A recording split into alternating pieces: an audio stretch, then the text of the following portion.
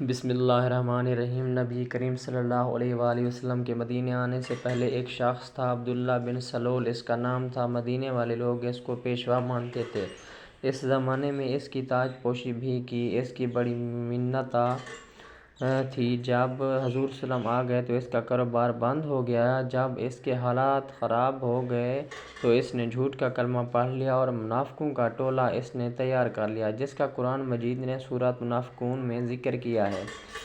ایک جنگ کا موقع تھا۔ نبی پاک صلی اللہ علیہ وآلہ وسلم تشریف لے گئے تو عبداللہ بن ابی سلول بھی چلا گیا۔ حضرت عمر فاروق رضی اللہ تعالیٰ عنہ کے غلام پانی لینے کنویں پر چلے گئے۔ ادھر انصار میں سے ایک شخص پہلے پانی لینے کے لیے آیا ہوا تھا۔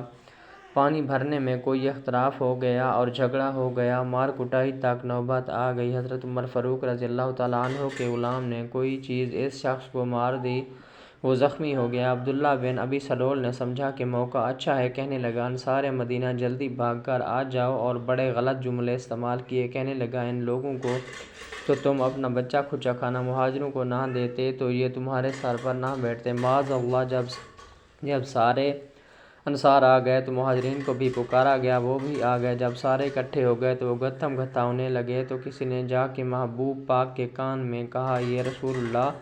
وہاں تو مہاجر انصار لڑنے لگے، وہ پرانی لڑائیاں پھر سے جاگ گئیں۔ نبی پاک تشریف لائے، فرمانے لگے، یہ تم نے کیسا جہنم والا کام شروع کیا ہے؟ صلح کرائی، بات رفع دفع کرائی، لوگ چلے گئے، معاملہ ٹھنڈا ہو گیا۔ لیکن عبداللہ بن ابی سلول نے کہا کہ موقع ہاتھ سے نہیں جانے دوں گا۔ پھر کیا؟ انصار مدینہ سے کہنے لگا، ایک دفعہ جا لینے دو۔ مدینہ نے میری بات نہ سنی تو وہاں جو سردار ہیں ان سے بات کروں گا۔ معاذ اللہ، ہم ان بے عزت لوگوں کو مدینہ سے نکال دیں گے، صرف عزت والے لوگ رہیں گے۔ یہ غلط جملے استعمال کیے، جس کو قرآن پاک میں سورۃ منافقون نے بیان فرمایا۔ ایک صحابی تھے، حضرت زید رضی اللہ تعالیٰ عنہ، سن رہے تھے۔ انہوں نے جا کے رسول اللہ کو بتایا کہ عبداللہ بن ابی سلول تو اس طرح کہہ رہا ہے کہ مدینے جا کے عزت والے دوسروں کو نکال دیں گے، اور اگر تم اپنا بچا ہوا کھانا نہ دیتے تو ایسا نہ کرتے۔ حضرت عمر نے بھی سن لیا، تلوار نکالی اور دوڑے۔ حضور پاک نے بازو سے پکڑ فرمایا، کدھر جا رہے ہو؟ عمر بولے، یا رسول اللہ، اگر آج سزا نہ دی تو کل اور بات بھی کرے گا، اور اگر آج ایک قتل ہو گیا تو باقی سیانے بن جائیں گے۔ یا رسول اللہ، مجھے چھوڑیں، میں ماروں گا۔ حضور نے فرمایا، عمر چپ کر، حوصلہ کر، صبر کر، وہ جھوٹ موٹ کا کلمہ پڑھتا ہے، لوگ کہیں گے کہ محمد بن عبداللہ نے اپنے ساتھی مارنے شروع کر دیے۔ حضرت عمر کہتے ہیں کہ حضور صلی اللہ علیہ وسلم کہنے لگے